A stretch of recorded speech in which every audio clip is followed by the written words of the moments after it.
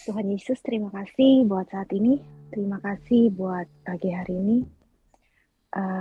Tuhan, kami serahkan ibadah online kami ke dalam tangan-Mu. Mari ambil alih Bapa Roh Kudus. Tutup bungkus tubuh jiwa roh kami masing-masing bersama seisi rumah kami dengan kuasa darah-Mu. Meteraikan dengan darah-Mu Tuhan. Dan biarlah malaikat-Mu berjaga-jaga di sekeliling kami. Berjaga-jaga buat aset-aset kami. Terima kasih Tuhan Yesus, bekerja dengan bebas saat ini melalui Roh Kudus-Mu, buka mata hati pikiran kami di dalam nama Tuhan Yesus Kristus.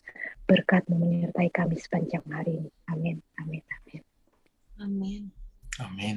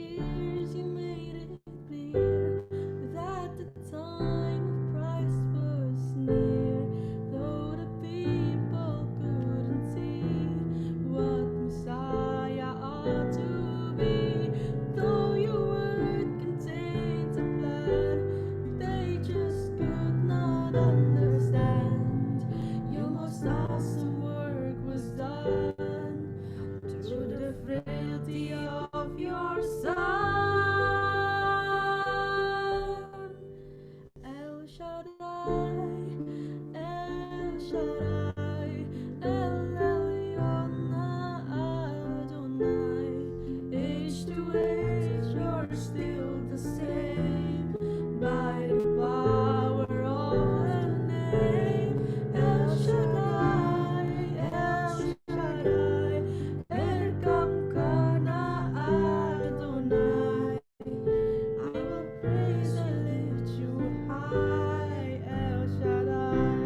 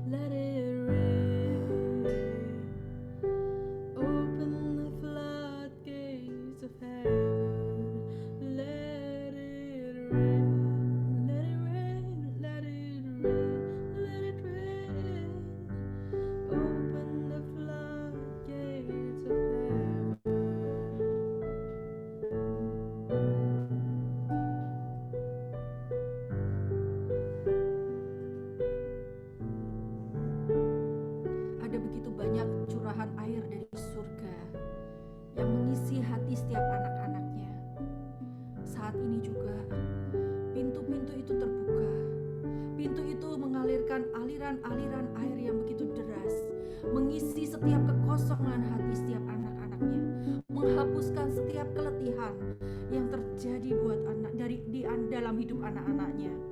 Terima dan terimalah. Air itu mengalir dengan deras, menyapu semua keletihan, menyapu semua kecapean, menyapu semua kemarahan. Dalam nama Tuhan Yesus Kristus.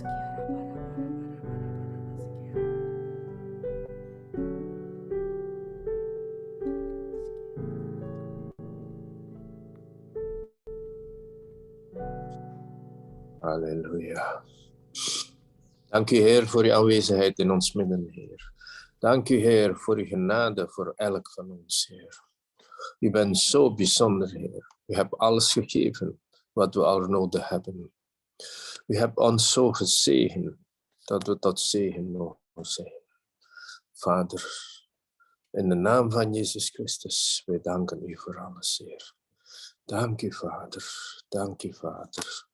De gunst van de Heer is op jou, Nina. Al de secret, verlangen van je hart, God kent dat. En hij zal het geven en hij zal het doen in je leven. Blijf naar hem verlangen.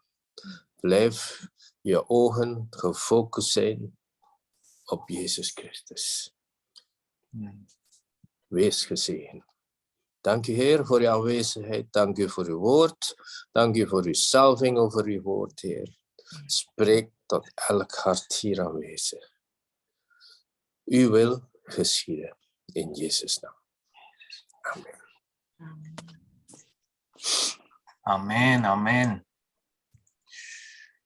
Welkom iedereen. Amin. Selamat datang semuanya. Oh ja, Ika yang terjemahin. Oké. Dank u wel om te vertalen, Ika. Het is leuk om weer samen te zijn. Senang sekali bisa berkumpul kembali. En ik wil graag iets heel korts met jullie delen.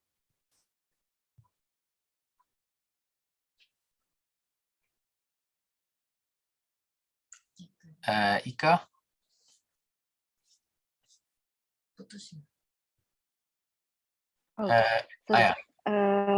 Maaf. Senang sekali bertemu dengan kita semua dan saya mau membagikan sesuatu dengan kalian semua pagi hari ini. En dat gaat over zitten aan de voeten van Jezus. Dan yang mau saya bagikan berbicara tentang duduk di bawah kaki Tuhan Yesus. In de tijd van Jezus, toen hij onderwees, zaten al de mensen aan zijn voeten, zaten te luisteren. Ada waktu saat banyak orang duduk di bawah kaki Tuhan Yesus mendengarkan dia. En het is goed dat wij het ook proberen doen in ons leven. Dan akan sangat baik sekali kalau kita bisa mencoba untuk melakukan hal yang sama dengan orang-orang di waktu itu. En ik wil graag ook het verhaal uit de Bijbel even lezen met jullie. Saya mau membagikan suatu cerita di Alkitab. Dat staat in Lucas 10 vanaf vers 38 eigenlijk. Mulai dari Lukas 10, mulai ayat 38. En als we dan samen lezen, dan staat er: het gebeurde toen zij onderweg waren, dat hij in een dorp kwam en een vrouw van wie de naam Martha was, ontving hem in haar huis. En zij had een zuster die Maria heette, die ook aan de voeten van Jezus zat en naar zijn woord luisterde. Tertulis di situ, ketika Yesus dan murid-muridnya dalam perjalanan, tibalah ia di sebuah kampung. Seorang perempuan yang bernama Marta menerima dia di rumahnya. Perempuan itu mempunyai seorang saudara yang bernama Maria. Maria ini duduk dekat kaki Tuhan dan terus mendengarkan perkataannya. En dan vers 40, maar Martha was druk bezig met bedienen. Nadat zij erbij was komen staan, zei zij: Heere, trekt u het zich niet aan dat mijn zuster mij alleen laat bedienen? Zeg toch tegen haar dat zij mij helpt. Jezus antwoordde en zei tegen haar: Martha, Martha, u bent bezorgd en maakt u druk over veel dingen. Sedang Marta sibuk sekali melayani, ia mendekati Yesus dan berkata, Tuhan, tidakkah engkau peduli bahwa saudaraku membiarkan aku melayani seorang diri? Suruhlah dia membantu aku. Tetapi Tuhan menjawabnya, Marta, Marta, engkau khawatir dan menyusahkan diri dengan banyak perkara. Dan vers 42 zegt Jezus nog: slechts één ding is nodig. Maria heeft het goede deel uitgekozen dat niet van haar zal worden afgenomen. Ayat 42, tetapi hanya satu saja yang perlu. Maria telah memilih bagian yang terbaik yang tidak akan diambil daripadanya. Dat is hier toch een verhaal waar we uit kunnen leren. Ini adalah salah satu cerita di mana kita bisa mengambil hikmahnya, bisa belajar dari cerita ini. En misschien denken we, ja, Martha, die deed toch ook gewoon haar werk. Mungkin di lain pihak kita mikir, Martha itu melakukan bagiannya. En Maria, die hielp inderdaad niet en die zat daar gewoon maar te luisteren. Tapi lalu Maria tidak melakukan apa-apa, dia hanya duduk saja dan mendengarkan Tuhan Yesus. Maar ik wil graag met jullie een beetje analyseren wat we hieruit kunnen leren. Tapi saya rindu sekali untuk berbagi apa yang bisa kita pelajari dari cerita ini. Dus er stond in de Bijbeltekst, Martha was druk bezig met bedienen. Ada bagian di Alkitab ini yang berkata, Martha sibuk sekali dengan melayani. Nu, eigenlijk moet je voorstellen, in de Joodse cultuur, als er mensen op bezoek komen, is het vaak zo dat je ook ergens een maaltijd of zo voorziet. Jadi di orang Yahudi itu sangat biasa sekali, itu kultur mereka, kalau ada tamu, maka pasti ada makanan yang disediakan. Dat is ook een beetje zo in de Indonesische cultuur. Wij komen ook graag samen om samen te eten. Ya, ini juga bagian dari kultur kita orang Indonesia, yaitu kita senang sekali berkumpul bersama, lalu pasti ada makanan deh di situ. En je moet je voorstellen, in die tijd, stel dat je kip wilt klaarmaken, moet je eerst die levende kip gaan slachten en dan pas kan je het klaarmaken. Dan mari kita bayangkan kalau misalnya kita mau menyajikan ayam, pasti ayamnya di waktu itu harus ditangkap dulu, harus disembelih dulu, baru bisa disiapkan. En misschien waren er zo'n, Jezus had 12 discipelen, maar er waren misschien nog meer mensen. Dus misschien voor een 20-tal mensen moest Martha een maaltijd voorzien. Jadi waktu itu mungkin bukan hanya murid-murid Yesus yang hadir, tapi ada orang-orang lain, mungkin 20 orang atau berapa orang. Jadi Martha harus melayani, menyediakan makanan buat mereka semua. En ze had er niet op gerekend dat Maria er niet ging zijn om haar te helpen.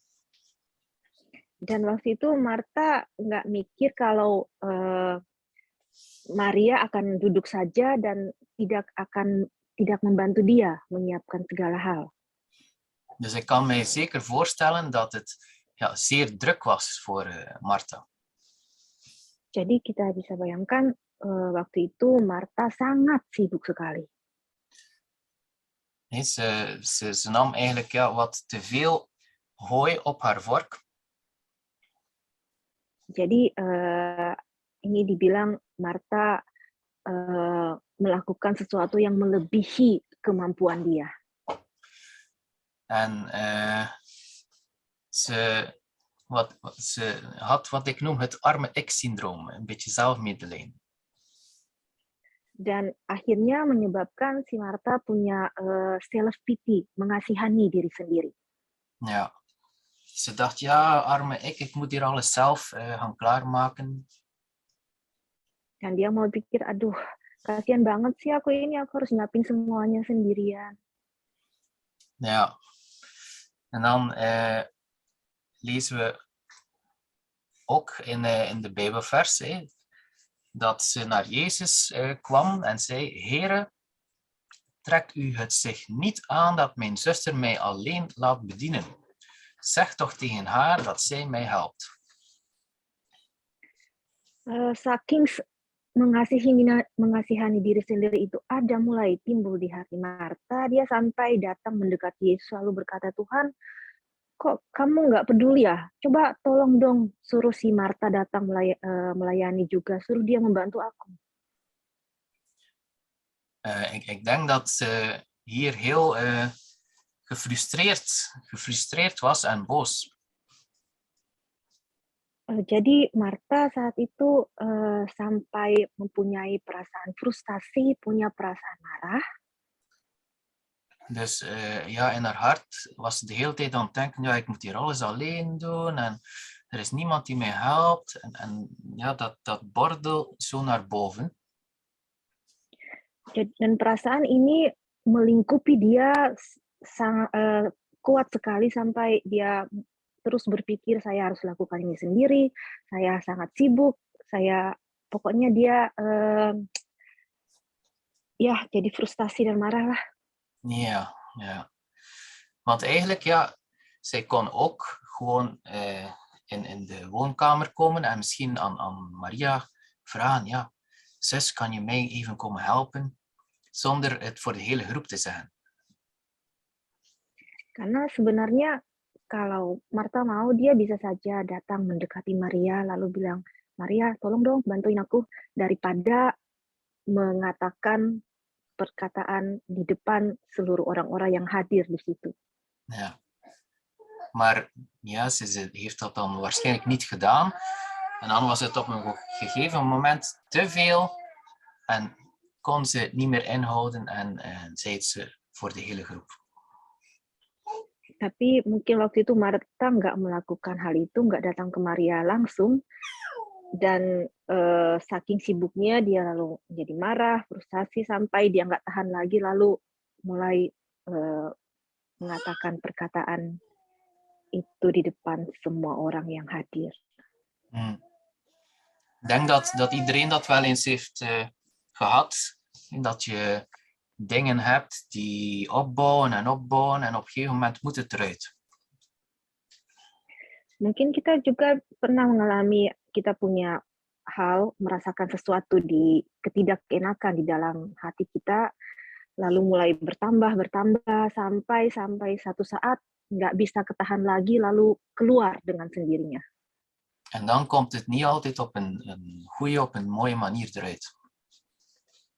Dan kadang saking terlalu berlebihan, kita nggak tahan, saat kita mengeluarkan apa yang di hati kita, itu keluar dengan cara yang tidak enak. Ja, dus dat is ook, denk ik, iets dat we zelf moeten analyseren in ons leven. Als we met frustratie zitten, gaan we die in ons hart bewaren of niet? Jadi harusnya kita bisa menganalisa apakah hal ini baik atau tidak, apa kita mau menyimpan hal-hal ini di dalam hidup kita atau enggak. Het is beter om frustratie te uiten als je het met iemand hebt en het niet te bewaren totdat het ontploft. Jadi akan sangat baik sekali kalau kita punya perasaan-perasaan nggak enak, punya satu frustasi di dalam hidup kita, jangan simpan sendirian, tapi kita share dengan seseorang yang kita percayai. Ja, breng het in gebed tot God, als je het niet rechtstreeks aan de persoon zegt, maar bewaar het niet in je hart.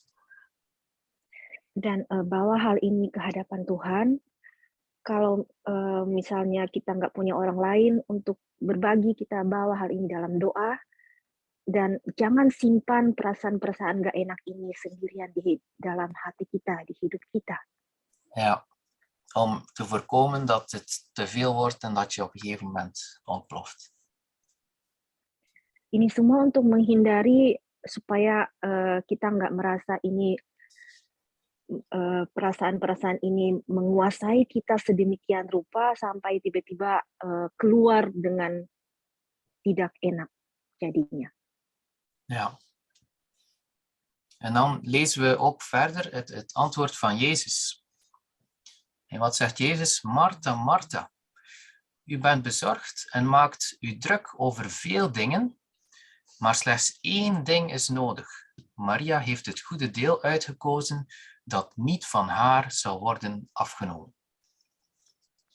Dan kita baca di ayat selanjutnya, yang 41, Tuhan menjawab Marta, Marta, Marta, engkau khawatir dengan menyusahkan diri dengan banyak perkara, tapi hanya satu saja yang perlu. Maria telah memilih bagian yang terbaik yang tidak akan diambil daripadanya. Dus Jezus in al zijn genade, die reageert ook heel rustig en is niet boos op Martha. Dan Tuhan Yesus dengan penuh anugerah, dengan penuh kasih, bereaksi dengan sangat tenang, tidak menjadi marah kepada Marta. Want ja, je moet je voorstellen, Martha gaat voor heel de groep Jezus eigenlijk beschuldigen van ja, waarom zeg je niet aan Maria dat ze mij moet helpen? Karena coba kita bayangkan saat itu Marta datang di depan semua orang lalu seperti menyalahkan Tuhan Yesus karena Tuhan Yesus nggak nyuruh Maria untuk pergi membantu Marta. Dus Jezus zou ook kunnen gezegd hebben, ja, waarom spreek je op die manier tegen mij? Dat is niet goed.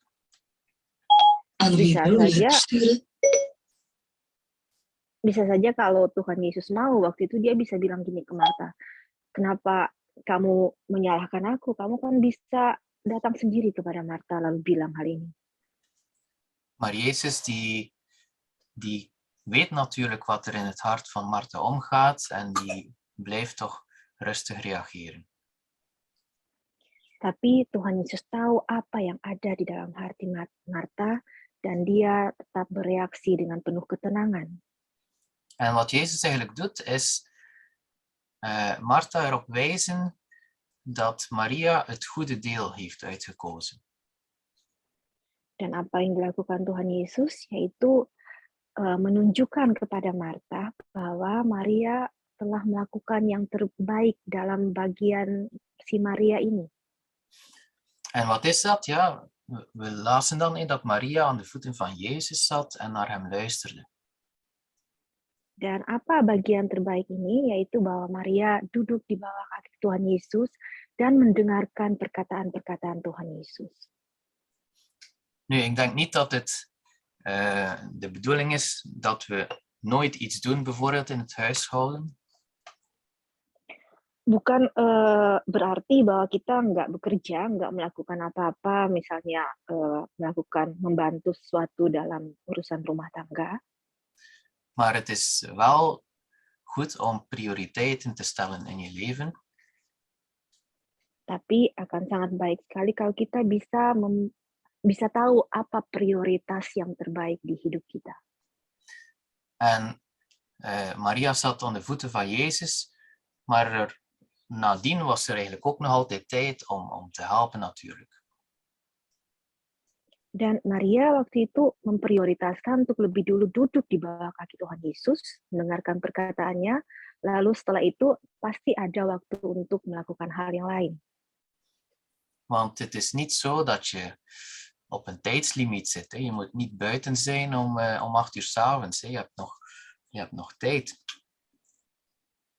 Karena bukan berarti ada batas waktu di dalam kita melakukan sesuatu, misalnya jam 8 sampai 8 malam, lalu setelah itu kita nggak bisa lakukan apa-apa lagi. Maar dus Maria had haar prioriteiten op de juiste plaats gezet. Dan Maria punya prioritas yang tepat, yang baik yang dia pilih. En ook Een ander vers in de Bijbel wat ik heel bemoedigend vind is deze, Mattheus 11 vers 28. Ada ayat lain yang sangat menguatkan saya, yaitu di Matius 11 ayat 28. Ja, Jezus zegt, kom naar mij toe, allen die vermoeid en belast zijn, en ik zal u rust geven. Yesus berkata, marilah kepadaku semua yang letih lesu dan berbeban berat. Aku akan memberi kelegaan kepadamu. Dat is ook wat Maria gedaan heeft. Hè. Ze is naar Jezus gekomen en ervaarde die rust dan ook die Jezus geeft. Dan itulah yang dilakukan Maria. Dia datang ke Tuhan Yesus sampai dia mengalami suatu kelegaan. Ja, ik denk als je weet van ik zal mensen ontvangen, morgen bijvoorbeeld bij mij thuis, dan zal je vandaag al proberen wat dingen voor te bereiden. Misalnya nih, kita berencana, kita tahu bahwa kita besok akan kedatangan tamu. Maka biasanya sejak hari sebelumnya kita mulai mempersiapkan segala hal. En dat is waarschijnlijk ook wat Martha en Maria al hadden gedaan. Dan kemungkinan besar ini yang sudah dilakukan Martha dan Maria waktu itu. Dus op de dag zelf moesten ze waarschijnlijk niet van nul beginnen, maar waren er al heel wat dingen klaargezet. Jadi di hari hanya Martha dan Maria nggak harus terlalu sibuk lagi, tapi udah menyiapkan beberapa hal terlebih dahulu. Dus eigenlijk was er wel tijd om te luisteren en te ontvangen van Jezus.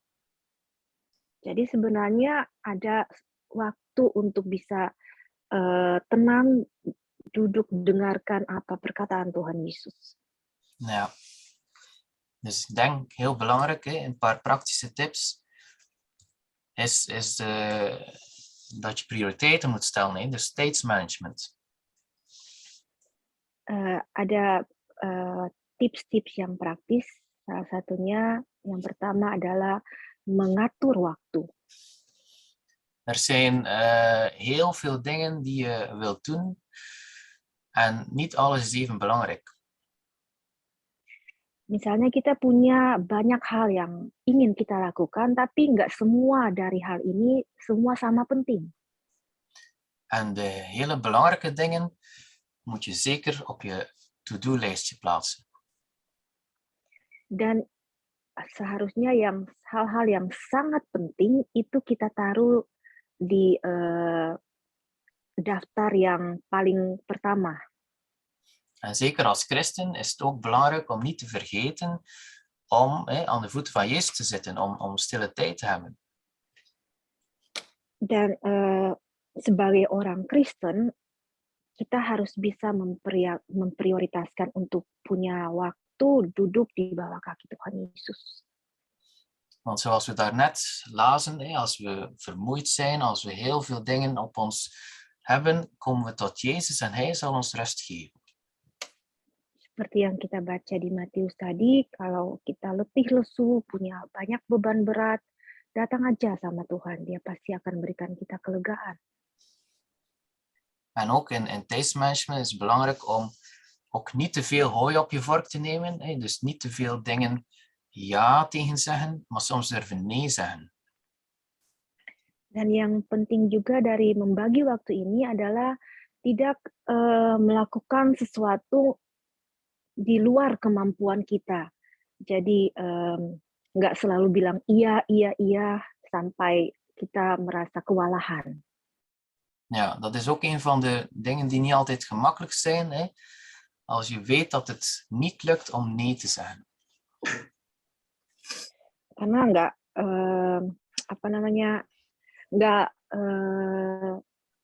gampang untuk bisa bilang enggak ke orang lain.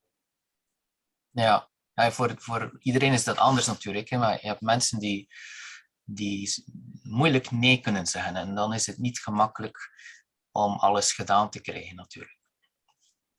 Di tiap orang itu beda, nggak semua sama. Tapi ada orang-orang yang mereka nggak pernah bisa bilang tidak ke orang lain, nggak pernah mau membuat orang lain kecewa dengan jawaban tidak. Ja, en zeker in de Indonesische cultuur, denk ik, is dat een moeilijke soms. Hè? Dan biasanya di kultur kita orang Asia, orang Indonesia itu kadang susah sekali untuk bilang tidak ke orang lain. Maar het is zeker beter om te doen wat je zegt. Dus als het niet kan, is het beter dat je nee zegt. Ja. Tapi sangat baik sekali kalau kita mulai belajar untuk bilang tidak. Kalau kita memang nggak bisa, daripada bilang iya, terus ternyata nggak bisa. Ja, dat is ook voor iedereen weer te bekijken. Hè. Wat lukt er, wat niet lukt. En dan gewoon de waarheid te zeggen. Hè. Jadi tergantung ke kita masing-masing. Bisa lihat apa yang bisa kita katakan ya, bisa tidak, apa yang bisa kita lakukan atau enggak. Jadi balik kembali ke masing-masing. Ja, want ik herinner me ook een vers in de Bijbel, maar ik weet niet meer waar het staat. Er staat, laat je ja, ja zijn en laat je nee, nee zijn. Saya ingat ada di Alkitab ayat yang berkata, kalau ya, biarkanlah ya, kalau tidak, biarkanlah tidak. Tapi saya lupa di mana ayatnya. Ja. En dan, zoals ik daarnet ook zei, in tijdsmanagement, vergeet ook niet je momenten van echt zitten aan de voeten van Jezus, ook op de agenda te zetten. Dus tijd voorzien in je drukke schema. Dan di pembagian waktu ini ada juga tentang waktu untuk bisa duduk di bawah kaki Yesus, untuk menaruh jadwal ini di daftar pembagian waktu kita untuk bisa duduk di bawah kaki Tuhan Yesus. En ik durf zelfs te zeggen dat dat het belangrijkste gedeelte van je dag is. Dus je kan er ook best mee beginnen als dat lukt.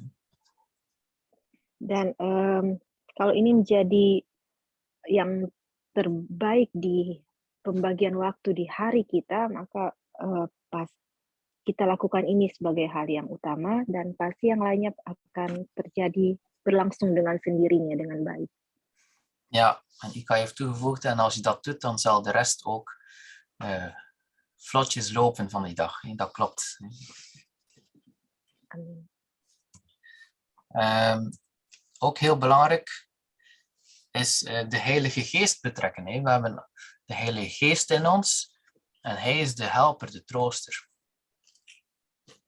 Dan yang terpenting juga adalah selalu melibatkan Roh Kudus yang adalah penolong, penghibur kita.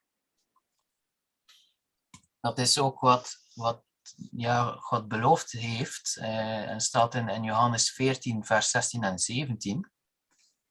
Ini juga yang sudah dijanjikan Tuhan Yesus, yaitu di Yohanes 14 mulai ayat 16 sampai 17. Ja, en ik zal de Vader bidden en Hij zal u een andere trooster geven, opdat Hij bij u blijft tot in eeuwigheid. Namelijk de geest van de waarheid die de wereld niet kan ontvangen, want zij ziet hem niet en kent hem niet, maar u kent hem, want Hij blijft bij u en zal in u zijn. Aku akan minta kepada Bapa, dan Ia akan memberikan kepadamu seorang penolong yang lain, supaya Ia menyertai kamu selama-lamanya, yaitu Roh kebenaran.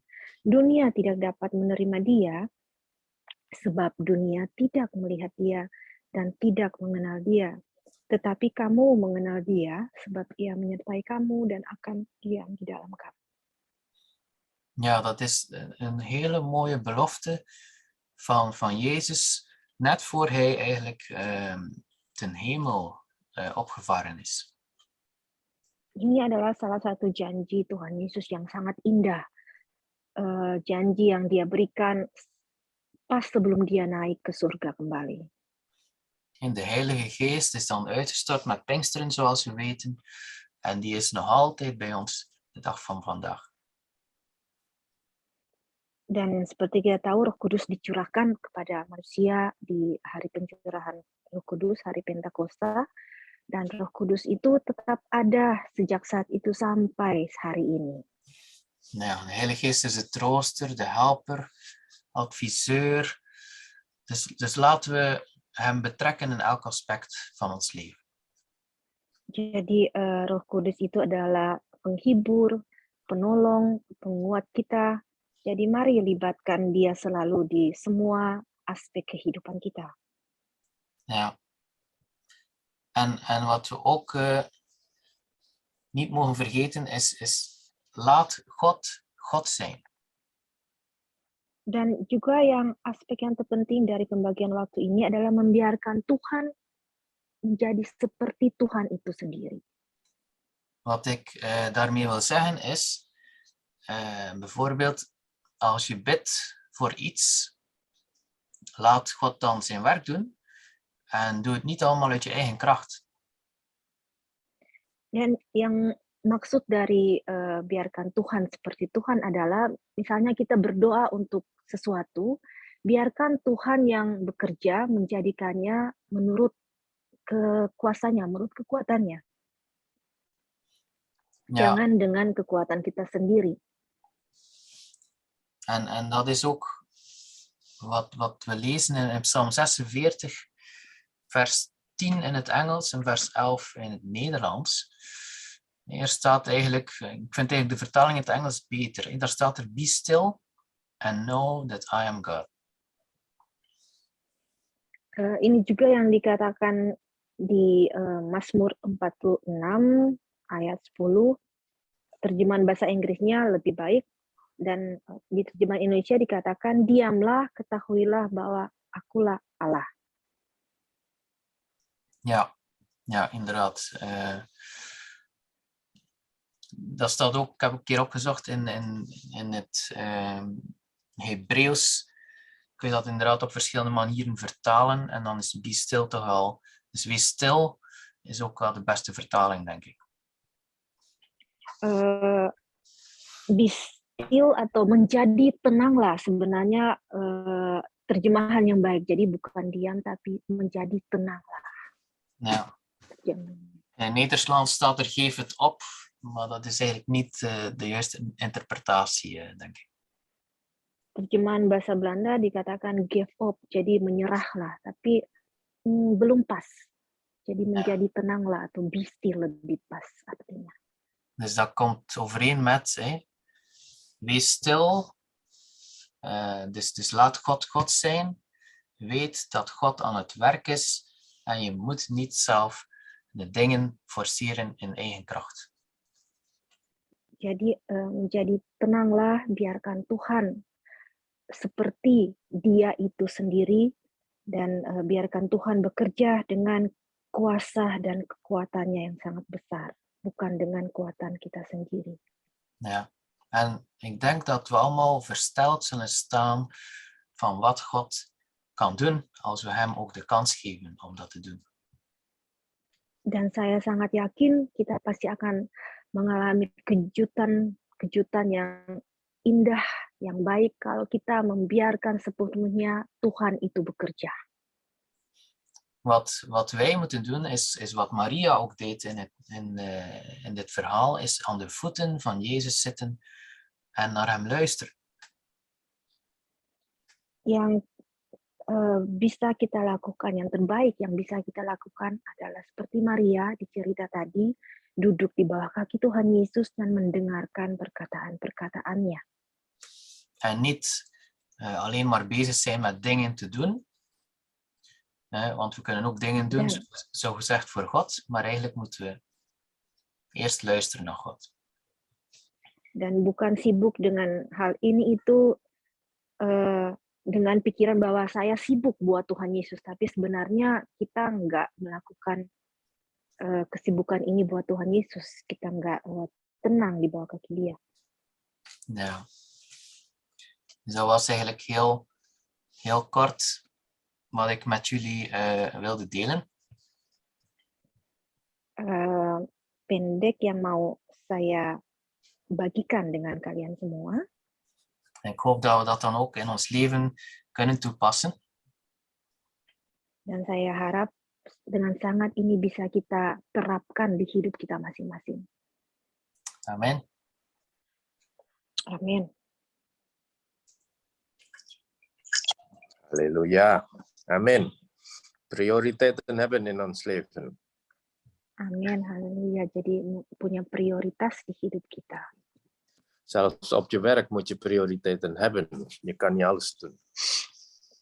Di pekerjaan kita masing-masing juga kita harus bisa punya prioritas karena kita nggak bisa melakukan semuanya sekaligus. In onze familie, in het leven van onze familie, moeten we ook prioriteiten doen. Di kehidupan kita dengan keluarga masing-masing, kita juga harus bisa punya prioritas. Tijdsindeling is zo belangrijk, inderdaad. Jadi pembagian waktu itu sangat penting. Vooral als je pas een kindje in je midden hebt. Terutama kalau barusan punya anak nih. Je focus is dikwijls op je kindje. Fokusnya kadang selalu terarah kepada anak. Maar vergeet niet om op elkaar aandacht te geven. Tapi jangan pernah lupa untuk bisa memberikan waktu juga kepada pasangan masing-masing. We hebben echt de leiding van de Heilige Geest, inderdaad. Dan memang kita sangat butuh tuntunan dari Roh Kudus. En wat ik ook goed vind is inderdaad, gebed is nooit God forceren om iets te doen. Dan yang sangat saya pandang baik juga memang adalah tentang dengan berdoa itu bukan berarti kita memaksa Tuhan untuk melakukan sesuatu. En er zijn regelmatig gebedssamenkomst en we willen God forceren om iets te doen. Sangat banyak terjadi perkumpulan-perkumpulan untuk berdoa bersama dan itu seperti perkumpulan untuk memaksa Tuhan melakukan sesuatu hal. God is al bezig om dingen te doen. Tuhan sudah sedang bekerja. We moeten hem meer dankbaar zijn en meer loven en prijzen. Kita harus bisa tetap bersyukur kepadanya, tetap harus bisa memuji, menyembahnya. Heer, we zijn zo dankbaar, ondanks corona, dat we zo goed met u bezig kan zijn, Heer. Tuhan, kami sangat bersyukur walaupun sedang dalam masa-masa corona saat ini, kami bisa tetap bersekutu denganmu. Het is niks toevallig, Heer. We ontwikkelen onze talenten meer en meer, zoals u het wilt. Dan bukan suatu kebetulan, Tuhan, kami mulai mengembangkan talenta-talenta kami seperti yang Engkau inginkan. Dank u voor uw zegen over elk leven hier aanwezig. Terima kasih buat berkat yang sudah Engkau berikan buat semua kami yang hadir. En help ons, Heilige Geest, om meer onze harten te openen voor u, Heer. Dan Bapa Roh Kudus, tolong kami untuk bisa membuka hati kami lebih lagi kepadamu ya Tuhan. Dat we meer in passie en vurig voor u zullen zijn, Heer. Sehingga kami lebih punya passie dan lebih berapi-api lagi untukmu ya Tuhan. Dat we ook wijsheid zouden verwerven om de juiste dingen te kunnen doen.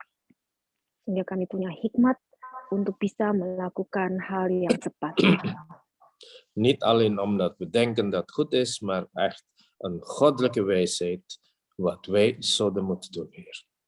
Bukan karena kami pikir itu yang terbaik, tapi kami punya hikmat ilahi yang bisa kami punya untuk melakukan hal-hal ini, Tuhan. Help ons om die 24 uur per dag goed te gebruiken en tot eer en glorie van uw naam. Tolong kami, biar kami bisa menggunakan 24 jam sehari ini untuk kemuliaan namamu saja, Tuhan. In onze gedrag, in alles wat we zeggen, in ons doen en laten, Heer. Di perilaku kami, di perkataan kami, dari semua yang kami lakukan, ya Tuhan. Dat de liefde van de Vader dan biarlah kasih dari Allah Bapa, de genade van Heer Jezus Christus anugerah dari Tuhan Yesus Kristus, en de gemeenschap met de Heilige Geest steeds ons deel mag zijn. dan persekutuan dengan Bapa Roh Kudus selalu menjadi bagian kami. Dank u voor verse openbaringen in ons leven. Terima kasih untuk pewahyuan yang selalu baru buat kami, Tuhan. Dat elk van ons in uw wil mogen wandelen en stappen, Heer. Dan biar tiap kami tetap bisa berjalan dalam kehendak-Mu di jalan-Mu, ya Tuhan. Dat we allen beschermd zijn door uw bloed. Dan biar kami semua dilindungi oleh darah-Mu. En de vrede en de vreugde des Heeren steeds in onze harten mogen zijn. Biar damai sejahtera sukacita Tuhan tetap menjadi bagian hidup kami. In Jezus' machtige naam. Halleluja. Dalam nama Tuhan Yesus Kristus. Haleluya. Amin. Amen. God bless you. Amin.